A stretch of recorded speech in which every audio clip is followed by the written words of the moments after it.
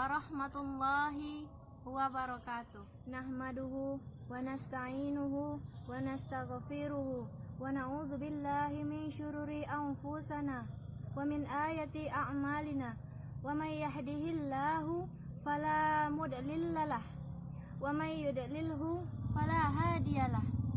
Allahumma salli wa sallim ala sayyidina Muhammad wa ala alihi wa sahbihi ajmain. Amma ba'd. Hai hamba yang beriman, hendaklah kita mengucapkan puji beserta syukur kehadirat Allah Subhanahu wa taala yang telah memberikan kekuatan dan kesehatan lahir dan batin kepada kita semua, sehingga kita dapat berkumpul di tempat ini untuk menghambakan diri kepada Allah Subhanahu wa taala. Salawat berangkaikan salam tidak lupa pula kita hadiahkan kepada Nabi besar Muhammad sallallahu alaihi wasallam yang telah membawa kita dari kehidupan zaman jahiliyah menuju kehidupan yang modern dengan penuh ilmu, pengetahuan dan teknologi seperti yang kita rasakan pada saat ini. Alhamdulillahirabbil alamin. Baiklah, perkenankanlah saya pada kesempatan kali ini untuk menyampaikan ceramah singkat saya yang berjudul Pengokohan Jati Diri Muslimah di Zaman Penuh Fitnah. Mari kita pisah-pisah kata tersebut menjadi satu-satu kata. Pengokohan. Pengokohan itu berasal dari kata kokoh, kuat, atau menjaga. Jadi pengokohan itu merupakan bagaimana cara kita menjaga, bagaimana cara kita memperteguh jati diri muslimah. Yang kedua, jati diri. Jati diri itu sama dengan identitas atau keadaan yang ada di dalam diri seseorang, meliputi karakter, sifat, watak, dan kepribadiannya. Dan yang ketiga itu muslimah. Muslimah itu adalah perempuan muslim atau perempuan yang beragama Islam. Atau bisa juga dikatakan muslimah itu adalah perempuan yang menyerahkan dirinya atau yang berserah diri kepada Allah Subhanahu wa taala, yang hanya menyembah Allah dan meminta pertolongan hanya kepada Allah. Namun, di kalangan masyarakat, muslimah itu identik dengan perempuan yang berhijab atau berkerudung saja, atau ibu-ibu majelis taklim atau santriwati, atau semua kegiatan yang dilakukan yang menyangkut dengan kegiatan praktik syariat Islam. Namun, kita lihat dari pengertiannya tadi, muslimah itu merupakan perempuan yang beragama Islam, meskipun dia tidak berhijab. Tapi syaratnya, pokoknya dia itu beragama Islam, dia perempuan, berarti dia sudah termasuk muslimah.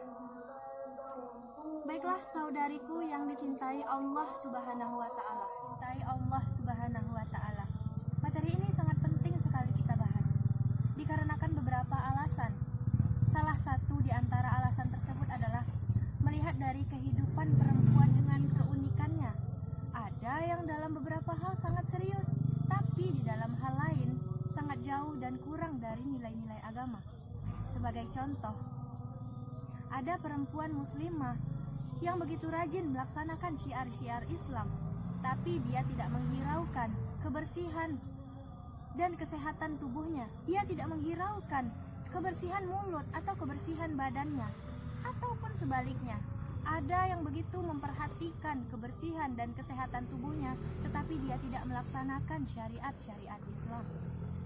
Contoh lagi, ada yang begitu rajin dalam menuntut ilmu, tapi dia tidak bisa menjaga lisannya dengan baik. Dia bergibah atau menggunjing dan berbuat namimah atau adu domba. Ini perlu sekali kita perhatikan pada zaman sekarang ini.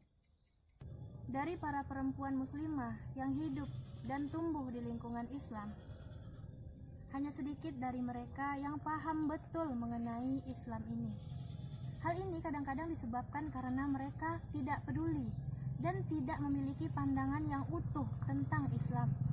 Mereka mempelajari atau mengetahui tentang Islam itu setengah-setengah. Mereka tidak mempelajari Islam secara keseluruhan. Mereka tidak mempelajari Islam dari segi kehidupan manusianya, dari segi kepribadiannya, dari segi berhubungan dengan alam sekitarnya. Jadi mereka melaksanakan suatu aspek dan mereka mengorbankan aspek yang lain. Nah, jadi sebagai umat Islam, sebagai perempuan muslimah, kita harus pandai menyeimbangkan antara dunia dan akhirat kita. Ada yang namanya hablum minallah dan hablum minannas. Hablum minallah adalah hubungan kita dengan Allah.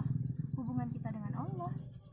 Nah, cara hubungan kita dengan Allah ini adalah dengan melaksanakan sholat, melaksanakan perintah Allah dan menjauhi larangannya. Seperti dalam Quran surat Az-Zariyat ayat 56. Bismillahirrahmanirrahim. Wa ma khalaqtul jinna wal insa illa liya'budun. Aku tidak menciptakan jin dan manusia melainkan untuk beribadah kepadaku. Jadi kita umat manusia diciptakan oleh Allah untuk beribadah kepada Allah. Kita diciptakan ada gunanya. Jadi kita harus melaksanakan kewajiban kita sebagai umat manusia, melaksanakan perintah Allah. Kita sholat, kita melaksanakan sholat 5 waktu, kita bermunajat kepada Allah, kita berdoa kepada Allah, dan kita meminta pertolongan kepada Allah serta meminta ampunan kepadanya. Ada yang namanya hablum minannas. Hablum minannas ini adalah hubungan dengan sesama manusia. Hubungan dengan manusia terjalin dengan baik, silaturahmi dengan lingkungan sekitar baik, silaturahmi dengan keluarga baik. Jadi semuanya harus seimbang. Seperti dalam Quran surat Al-Hujurat ayat 13. Bismillahirrahmanirrahim. Ya ayuhan nasu inna khalaqnakum min dzakari wa untha wa ja'alnakum syu'uban wa qabaila lita'arafu. Inna akramakum indallahi atqakum. Innallaha alimun khabir. Wahai manusia, sungguh kami telah menciptakan kamu dari seorang laki-laki dan seorang perempuan. Kemudian kami menjadikan kamu berbangsa-bangsa, bersuku-suku supaya kamu saling mengenal. Sungguh, yang paling mulia di sisi Allah itu adalah orang-orang yang bertakwa. Sungguh, Allah Maha mengetahui, Maha teliti.